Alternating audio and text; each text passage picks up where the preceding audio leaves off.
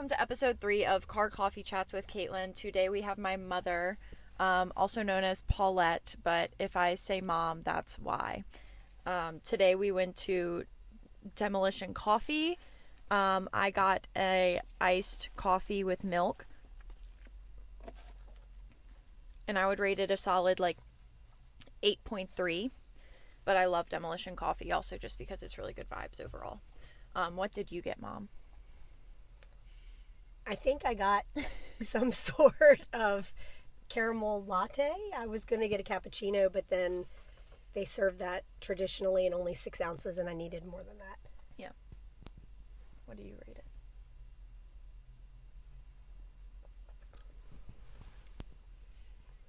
it? 8.5. Okay.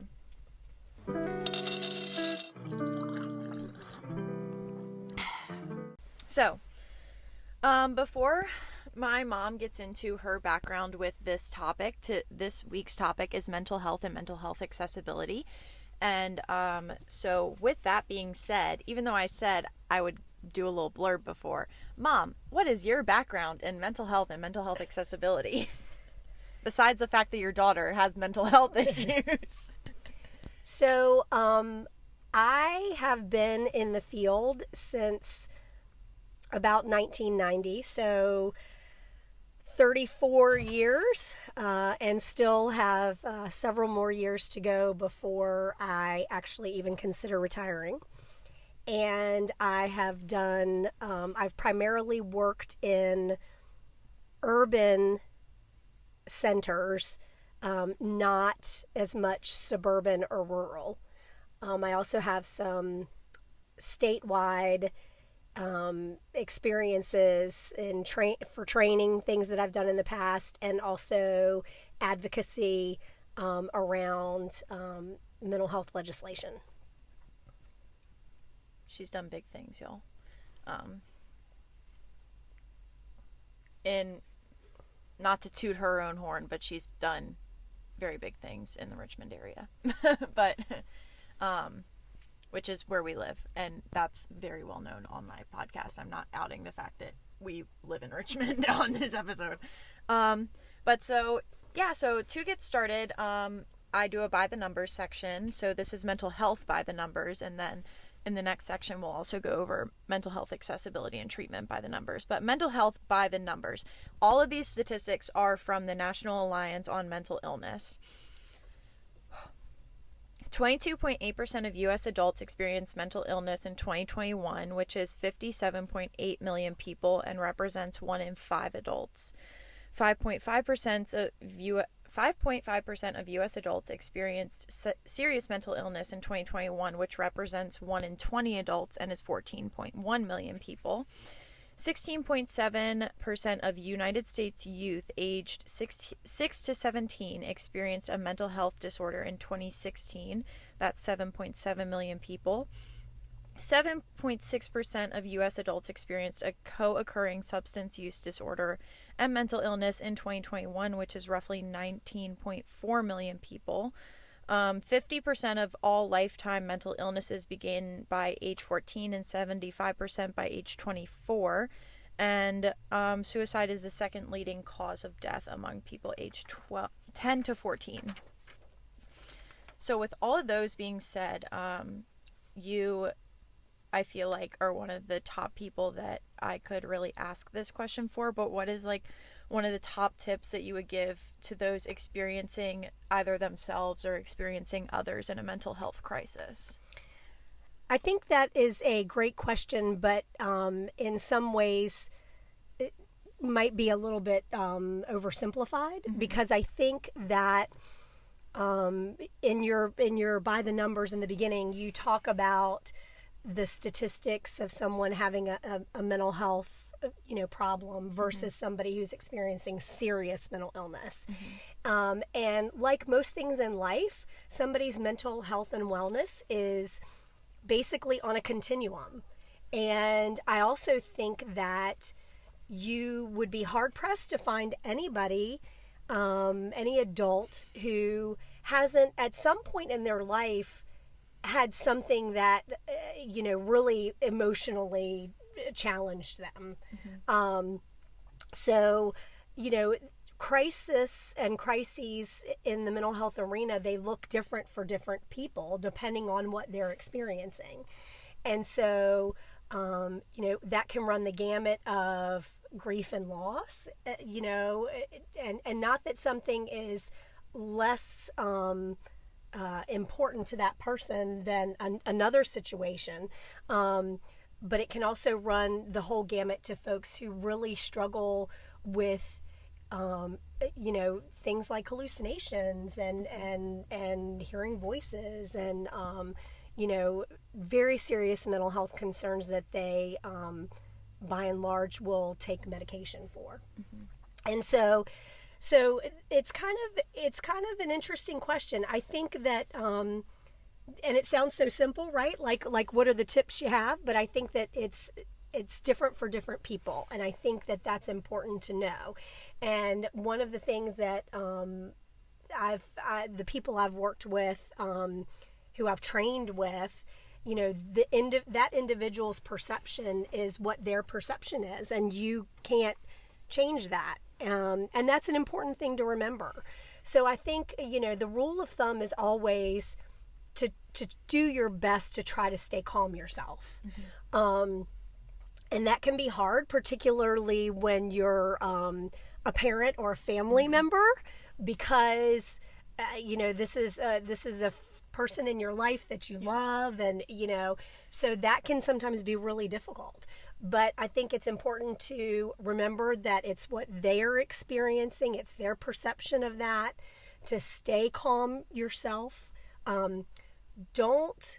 Now's not the time to push the challenging questions if somebody's in a crisis. Yeah. If somebody's, very, very, very depressed and in the doldrums, or, very anxious, and, that's not the time to press the hard questions with that person. You need to stay calm as best that you can and be supportive. And by all means, if something is not resolving, do your best to try to help that person seek professional help. Again, remain calm, be as supportive as you can, don't escalate the situation, and if it is a serious concern or something that they're going to need help with to get through, to work through, try to get them pointed in the direction of a professional. Mm-hmm. Yeah, that is great advice, especially to remain calm, because a lot of times I just want to freak out sometimes. So that is great advice, and leads us into that was one of the main questions in terms of mental health, and the remainder of this episode is going to be about accessibility. So within this next question, you can take a few sips of your coffee. I'm going to be going over accessibility and treatment by the numbers. So 47.2% of U.S. adults with mental illness received treatment in 2021, and 65.4% of U.S. adults with serious mental illness received treatment in 2021. Excuse me. I mute those. I mute when I burp on the podcast. 50.6% of U.S. youth aged 6 to 17 with a mental health disorder received treatment in 2016, and something that I thought was very jarring in terms that I thought kind of had to put into perspective with you is the average delay between onset of mental illness symptoms and treatment is 11 years. So with that last statistic, what do you personally believe, like within your experience and history within the mental health field, what do you believe is a large cause for this separation of care and people seeking care in that sense? So I think that in recent years, in the last decade, actually the younger generation, your brother's generation, there's been a lot more openness in talking about mental health issues and mental health problems that people are struggling with. And so I actually applaud. That's one of the things I love about y'all's generation, is that you're very open about it. We've come a very long way from when I first started in the field. However, stigma still exists. Whether it's an erroneous belief system that people put on themselves, like, oh, I should be able to handle this. Why am I not, this is normal life stuff. Why am I struggling with this? So those messages we give ourselves, whether it's that or whether it's people unknowingly make a joke about something, and so that lets others know kind of what people really think about somebody who might be struggling with their mental health and wellness. And so I honestly still believe that stigma is a big part of what this is. As much as we push and we say, if you're a diabetic, would you not have your insulin? And so if you're struggling with depression, excuse me, would you not take your antidepressant? There's it, because mental health is health. And our mind and body are so intertwined. And I think that we are also making advances in research around that, and finding those things more and more that point us in the direction of, more effective, less harmful psychotropic drugs, and that produce better results. But the stigma still exists. And go ahead. I was going to say, do you feel like it almost, with, I don't want to say some of the more severe mental illnesses, but do you feel like that's where it also continues to stay in an extreme? Like, for example, I feel like there's still a lot of talk about how BPD is one of the first ones that comes to mind, where people still kind of have this extreme stigma about how if you have BPD, you're like not well at all, and you have... You mean bipolar disorder? Yes. Okay. Well, and it's interesting that you bring up bipolar disorder, because it is one of the... It also operates on a continuum. So there's a bipolar 1, a bipolar 2. It's there's also somebody who might be cyclothymic and is not a full bipolar disorder. But interestingly, bipolar disorder is one of those more serious mental illnesses that, if medicated, people can have an incredibly, what we would call normal life, whatever a normal life is. So that's one of the serious mental illnesses that, if someone stays in treatment, they actually have a great prognosis. Some of the harder disorders to treat would be things like schizophrenia and things like that. So I do think, yes, with those more serious mental illnesses, I do think it's natural for our brains to jump, especially if it's a family member and something's going on with them and they're struggling. There is that natural fear that, oh my gosh, is this the onset of something that really could be forever life altering for somebody? So, but I think there are a lot of things that contribute to stigma. And so it's hard to always point at one thing. But the, to go back to your question, when I looked at your numbers, I had never heard 11 years to get into treatment. And so that was shocking for me also. I've heard a lot about the overall percentages of folks who don't get treatment. There's also a lot of statistics out there about, in particular with addiction problems, how many times a person is likely to relapse before they're able to live in recovery the rest of their life. And or how many stops and starts somebody might have in treatment with both mental health and substance use disorder issues. But I had never seen this 11 years, which is staggering to me. And I would wonder if that will continue, like our goal should be to continue to truncate that down, right? So that it's not 11 years. Yeah. So that was interesting. But I think in addition to the issue of stigma, and I think that's an important one to always voice when talking about these concerns, I think that the behavioral health care field is in the process of undergoing a dramatic shift. We are hurting for people who want to do this work. Yeah. So here's my plea. Anybody who's out there and thinks they have an inkling or an ability to this field or a passion to do this kind of work, please pursue it.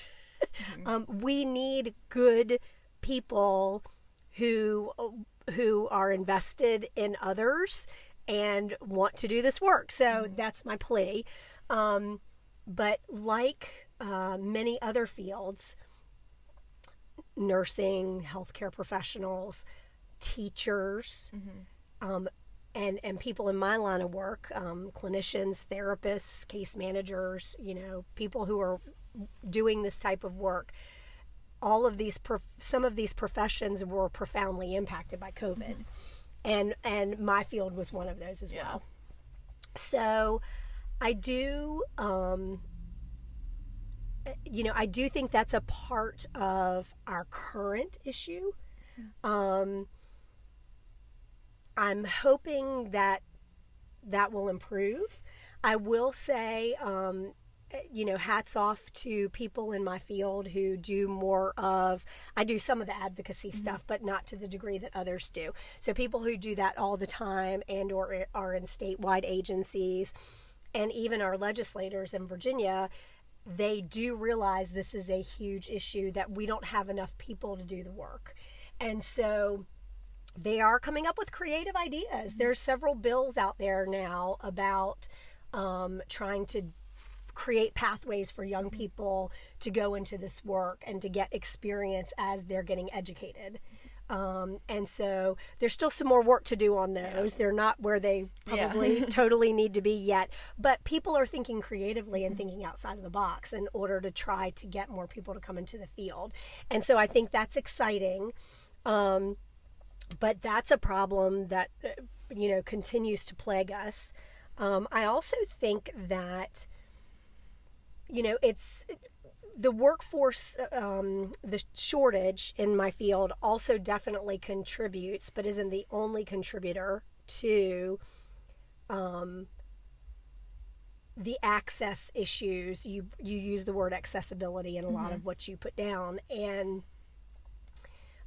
there's all kinds of issues depending on whether somebody lives in an urban area that they can catch a bus or even in some instances walk to a treatment center, versus somebody in a rural area who doesn't have means of transportation at all. So the telehealth component and being able to use that in our field has helped tremendously. Now, I'm old school, and so there's nothing like being with a person in a space, and I do feel like that those are the best chances for creating the best change and the best outcomes for people. But, oh my gosh, the ability to connect with somebody over a secured Zoom link, and it makes you feel like you're sitting right there with them. And there are some drawbacks to that again, because when you're with somebody, like I said earlier, I'm a firm believer in the mind-body connection. And so it is different to be sitting with somebody and see them wholly. Yeah. You know, like also you get the but complete disclaimer, my mother knows I've been in therapy, but I've only had like Zoom therapy. But admittedly, I feel like when you're in person with someone, you see maybe some tics that they have and everything as well. Exactly. Not to cut you off. Exactly. No, you're going exactly. That's some of our concern as practitioners when we don't get to meet with somebody, you know, in person.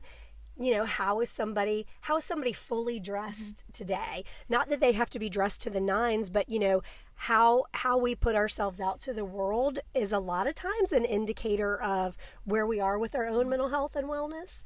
And so, yes, you mentioned tics or, you know, slight movements or things. You know, there's a lot of safety things safety aspects you may miss if you're strictly on a virtual link with somebody. So, but what an outstanding, you know, technology mechanism to make services more accessible for people. And I think that's been the greatest advancement and plus that COVID brought into our life. And there weren't a whole heck of a lot with COVID because people got very isolated. But that was one of them. So the proliferation and the use of telehealth, I think that's been great. And that helps with some of those access issues, whether it's transportation. You know, the other thing I'll say that I think can be a challenge is in our field, over the last 20 to 25 years, there's been a growing emphasis, and Virginia recently did a couple of things to really push the use of what's called evidence-based practices. And we call them EBPs for short. And evidence-based practices are wonderful. I mean, they're a very niche, usually targeted to a specific population that you're trying to work with. But there has been a huge boom in that. And evidence-based practices, meaning most of the time these are interventions that have been researched extensively, generally from a university. And a lot of times they come with almost kind of a very prescribed outline of how you interact with somebody and the tasks that you work on in therapy with them around. They're a model per se. And evidence-based practices are wonderful. The singular problem with those is they are incredibly expensive. And, you know, so a lot of providers may shy away from that because there's a cost affiliated on the provider side of getting trained in that, getting their staff trained in that. And a lot of times there's also like ongoing consultation costs with somebody who's an expert in whatever that EBP is. And so a lot of times people may need, you know, they fit perfectly into whatever that niche group is that could benefit from the evidence-based practice, but someone's not offering that. If that makes sense. It's the EBPs are very specialized forms of therapy and intervention. So I know I've talked a long time about that. No, you're good. That is the whole reason why you're on here. But next is something that I'm going to skip over the third question right now and go to the fourth, because I feel like we can kind of round out the whole entire discussion with the third. But so I feel like a very large difference right now is nonprofit and for-profit companies in the mental health space, especially admittedly conversations I've overheard. But what do you believe are kind of these major differences that you've seen either with the care that they provide or it can even be down to like insurance covering, for example, like Right. Because I know that, for example, our insurance may cover some of the for-profit companies versus non-profit companies versus people who work in these spaces that just specifically are for-profit. Like talkiatry is just one of the ones that come to my mind, versus like non-profit work.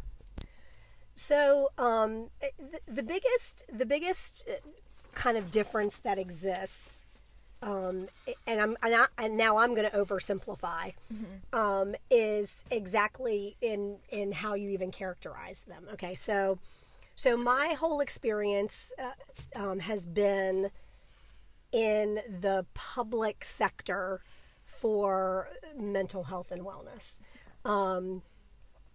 In Virginia, I'm going to do a little bit of education here, but in Virginia, we have 40 community services boards that serve every locality in the Commonwealth of Virginia.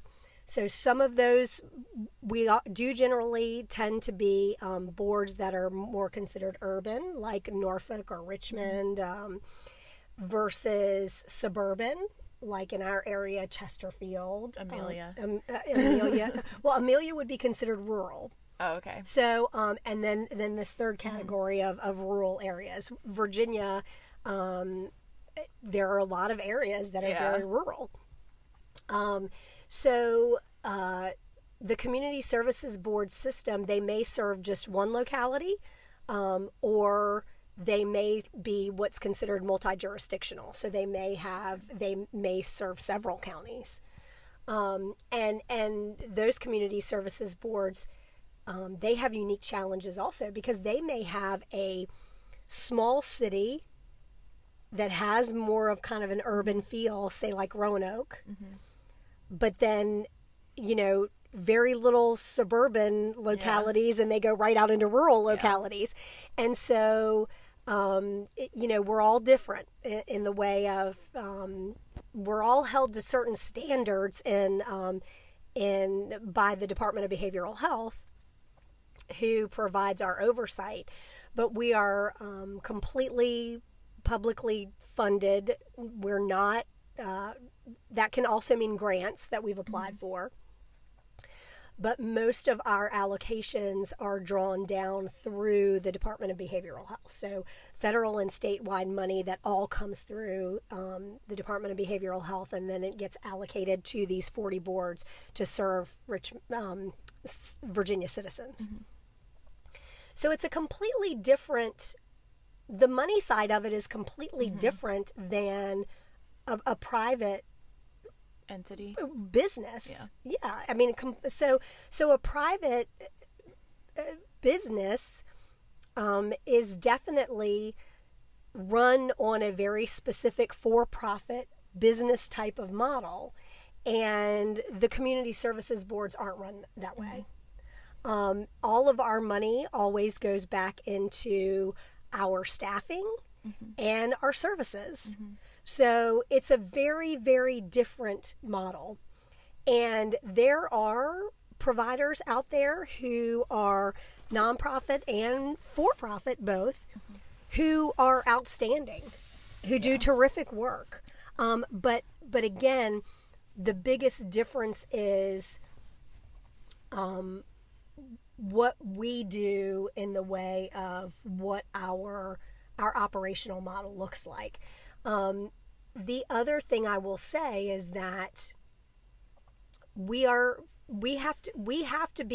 charged with the task of also, in addition to providing services for the citizens of the area we're serving, we're also tasked with being good stewards of our funds. So I'm going to toot the horns of the community services boards. They stretch that dollar as absolutely far as they can, and they are generally the leaders in their area for behavioral health care services. Most have very, very robust service delivery for folks with developmental and intellectual disabilities. people struggling with mental health, people struggling with addiction, people who are in active crisis and they need some intervention, may even require inpatient, assessing for that. So, I mean, these are folks who are very, by design, our community services boards are very mission driven. And by design, here's your allocation. You got to do what you can do with it, and you got to serve everybody in that area. So, I think that is the biggest difference.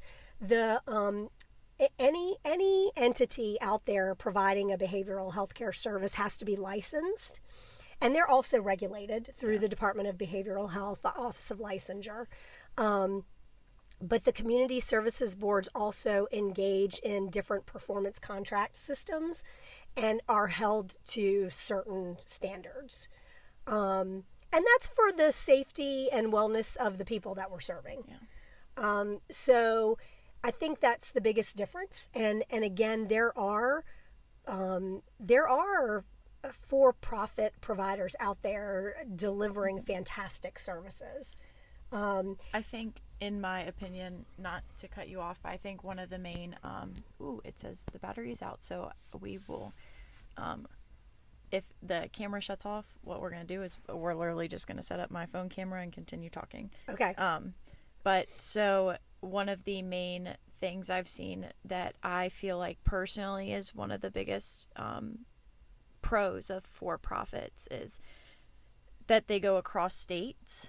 Right. So I feel like, at least for me, because as you know, and as people who are listening may know, I've lived in 3 different states over the past 3 years. So it can be difficult to change companies that provide mental health care if they're nonprofit or public entities.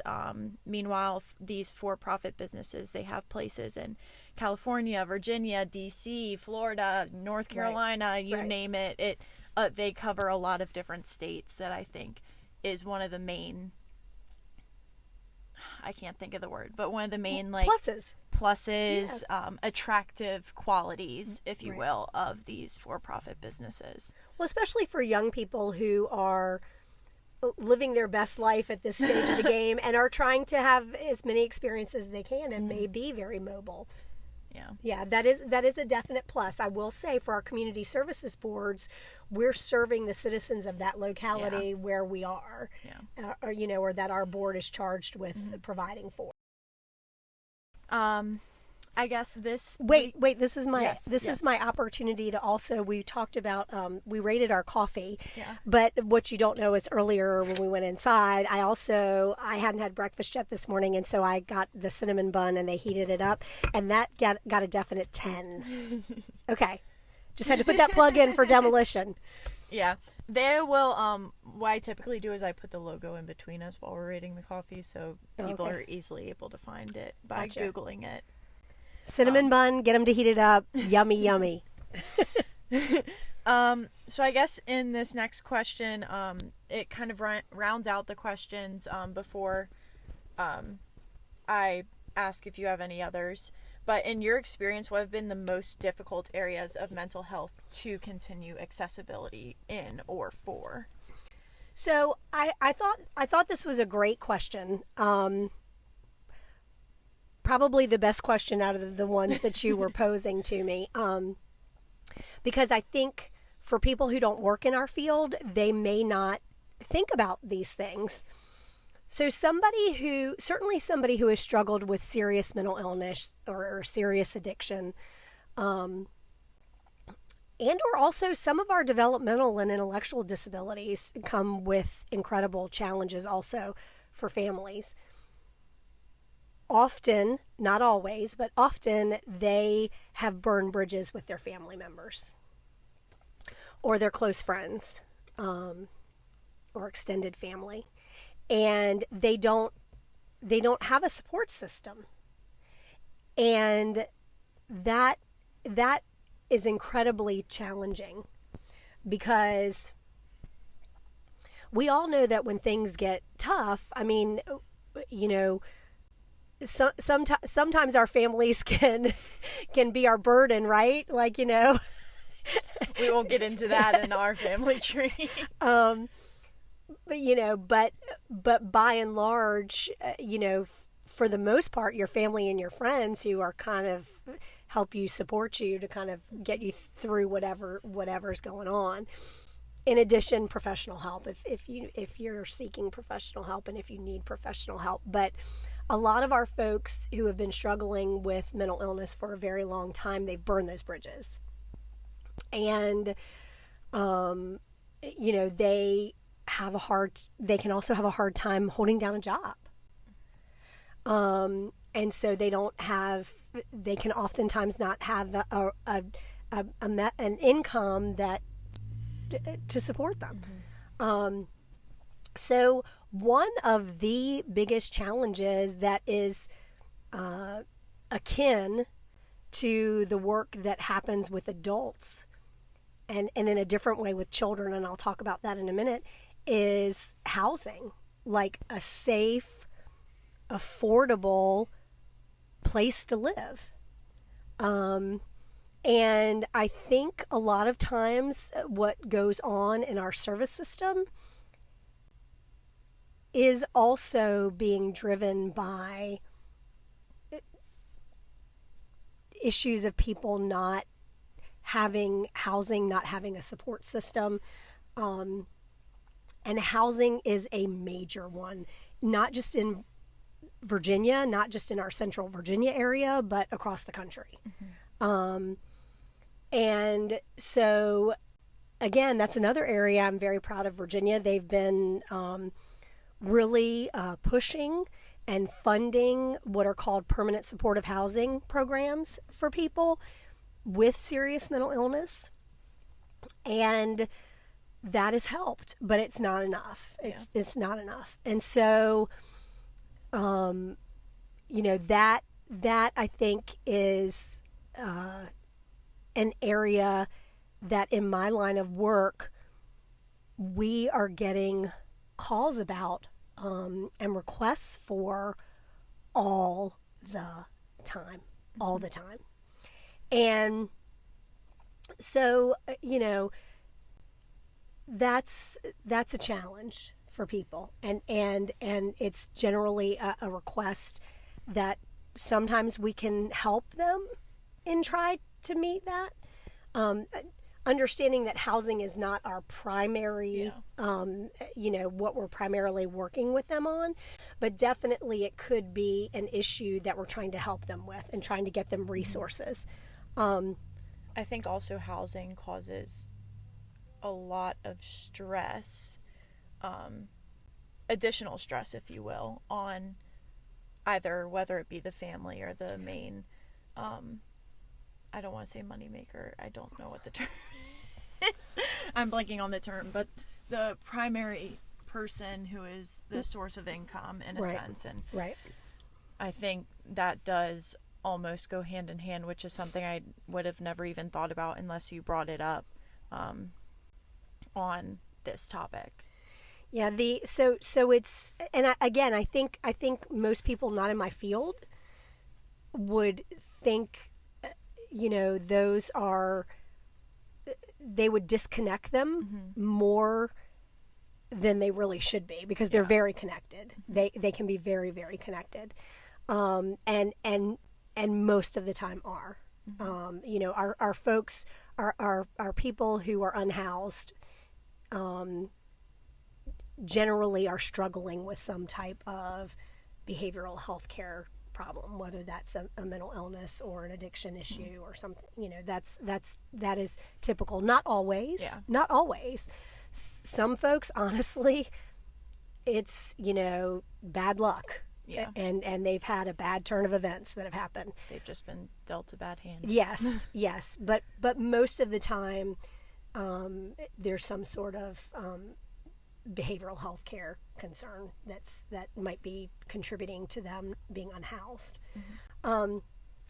So for the adult population, ironically, when I looked at this question, I thought, well, this is the same issue for children. Yeah. but it plays out in a different way. And we have a lot of children out there who need a family. And if they had a really, really solid, support system, people that they could call family and would be their family, we don't have enough foster homes. And we certainly don't have enough foster homes who specialize in children who may have had trauma in their lives and need extra therapeutic types of support. And believe it or not, there are things out there called therapeutic foster homes. They are just few and far between. And so many children need a family. And so it's again, it plays out a little bit differently with, the group that is under 18 than it does for adults, but very similar type of issue. Very similar.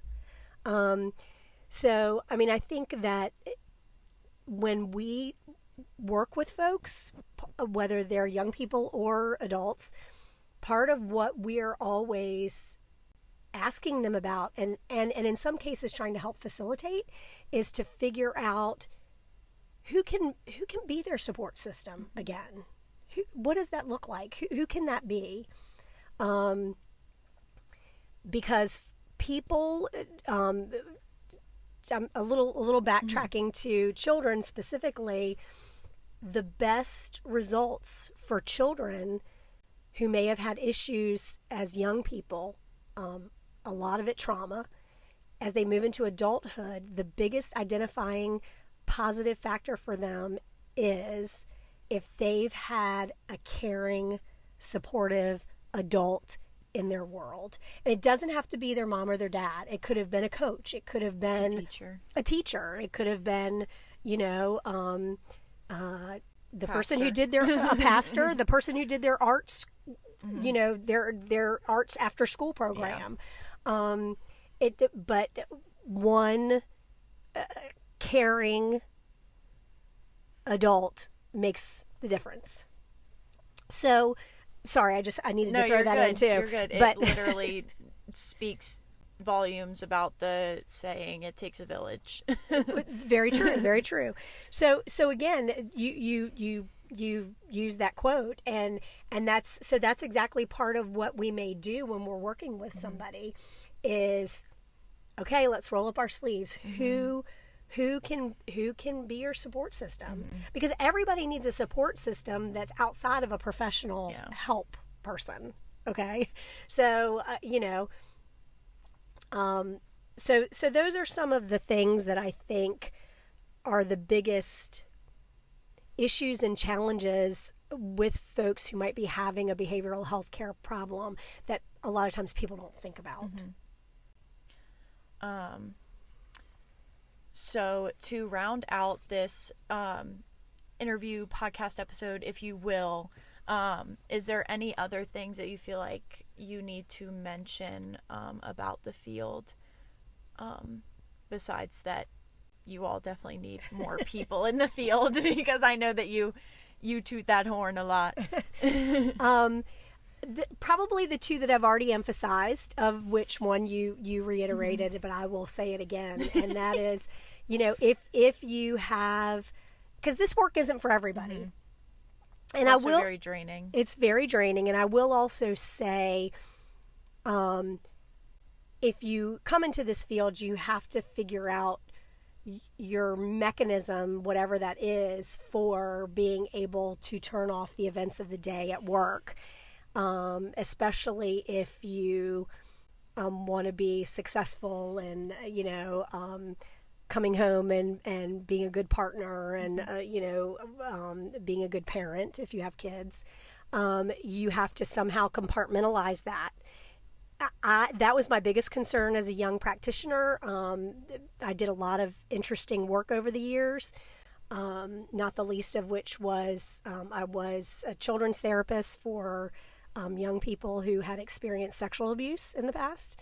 and to take that and compartmentalize that so that you can be the best person you can be and be a support system yourself for still your own family. But if you have a passion and think you might be good at this, even if you're a little scared about this, I promise you there's a way to figure it out, and you'll figure out your own system. And so I just encourage, if you have an inkling, find out more about it. If you're still in school, take some of those courses to see if they interest you at all. My mom, when we were touring colleges, she would always make me take a picture of her by the colleges for social work. Yes. Every single time there was a college for social work, she would stop dead in her tracks and say, "Caitlin, take a picture," and she would pose next to it. Yes, so I am an LCSW, and my master's is in social work. My bachelor's degrees actually were, ironically, in government and psychology. I was going to be an attorney, or at least my mother thought I was going to be an attorney. So, I just say, if you think you might be interested, read up, take some courses, see if you are. We need good people. The other thing I'll say is that Virginia needs to keep on in the direction it's headed. We need to get ourselves higher, not so far down on the list of the 50 states regarding quality of care and accessibility for mental health. I'd like to see us raise higher in that. I think that it has become very much a huge topic of discussion in our General Assembly over the last several years, particularly with COVID and a lot of the things that happened with young people not being together in classrooms, not being able to socialize in the way they were before. I think that the long-lasting effects of that will play themselves out, and I think it will be very interesting to see statistically where we go with all of that post-COVID. If you can say post-COVID, since I know several people who have COVID right now. But past the post-pandemic. Yeah. So I feel good. We're going the right direction in Virginia. There's still a lot of room for improvement, and there's still, different things that we can do. I'm impressed that people are trying to think creatively in ways to grow our workforce. So that's a positive sign. So yeah, I mean, those would be the two big things that I would end on. In that we can do better than where we are in our ranking of the 50 states. And so I'm hoping that before I retire, we've pushed ourselves up into that list of 50 a little bit better than where we are now. So yeah. Yeah. To finish it all out, I will not be putting her contact information in the description because my mother is a very busy woman in the role that she's in the company that she works for. But if you do want to reach out to her, the DMs on Car Coffee Chats on Instagram, TikTok, and my own personal DMs are open. I will vet you before I give her information to anyone, but if you are interested in the work that either she discussed or just the work of social work in general, again, I will vet you before I give my mother's information to you because, like I said, she's a very busy woman, and I do not want her DMs or emails being flooded with people who actually don't have any questions about the work that she does. So, yes, thank you so much for coming on. Because this was a topic that I knew I wanted to talk about. And so when I realized I wanted to do guests on the podcast, I knew that I wanted you to be a guest for this topic specifically, since you do have so much background and experience in it, besides the fact, again, that your daughter has mental health. But Yes, so again, Mom, thank you so much for coming on and discussing this in a way that really not only opened my eyes, but hopefully opened up every other listener/watcher's eyes as well. You're welcome. I enjoyed it. It was fun.